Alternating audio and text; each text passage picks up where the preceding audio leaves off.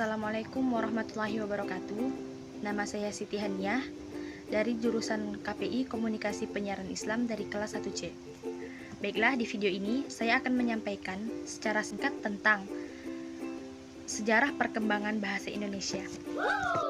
Baiklah, seperti yang kita ketahui, bahasa Indonesia adalah bahasa Melayu yang dijadikan sebagai bahasa resmi Republik Indonesia dan bahasa persatuan bangsa Indonesia. Bahasa Indonesia diresmikan setelah bersamaan dengan mulai berlakunya konstitusi di Timur Leste.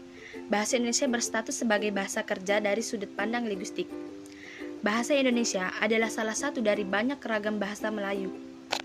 Dasar yang dipakai adalah bahasa Melayu Riau dari abad ke-19. Dalam perkembangannya, ia mengalami perubahan akibat penggunaannya sebagai bahasa kerja di lingkungan administrasi kolonial dan berbagai proses pembakuan sejak awal dari abad ke-20. Penamaan bahasa Indonesia diawali sejak dicanangkannya Sumpah Pemuda pada tanggal 28 Oktober pada tahun 1928. Untuk menghindari kesan imperialisme bahasa apabila nama bahasa Melayu tetap digunakan. Proses ini menyebabkan perbedaannya bahasa Indonesia. Saat ini, dari varian bahasa Melayu yang digunakan di Riau maupun Semenanjung Malaya.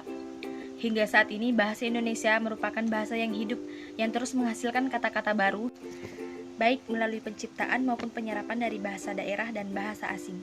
Meskipun dipahami dan dituturkan oleh lebih dari 90% warga Indonesia, bahasa Indonesia bukanlah bahasa ibu bagi kebanyakan penuturnya. Sebagian besar warga Indonesia menggunakan salah satu dari 748 bahasa yang ada di Indonesia sebagai bahasa ibu.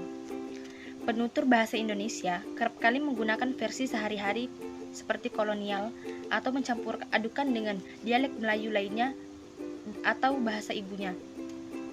Meskipun demikian, bahasa Indonesia digunakan sangat luas di perguruan-perguruan, di media massa, sastra, perangkat lunak, surat menyurat, resmi, dan berbagai forum publik lainnya, sehingga dapatlah dikatakan bahwa bahasa Indonesia digunakan oleh semua warga Indonesia. Bahasa Indonesia dianggap relatif mudah, dasar-dasar yang penting untuk komunikasi dan dapat dipelajari hanya dalam kurun waktu beberapa minggu. Sekian penjelasan singkat saya dari sejarah perkembangan bahasa Indonesia. Jika ada kesalahan, saya mohon maaf. Sampai jumpa.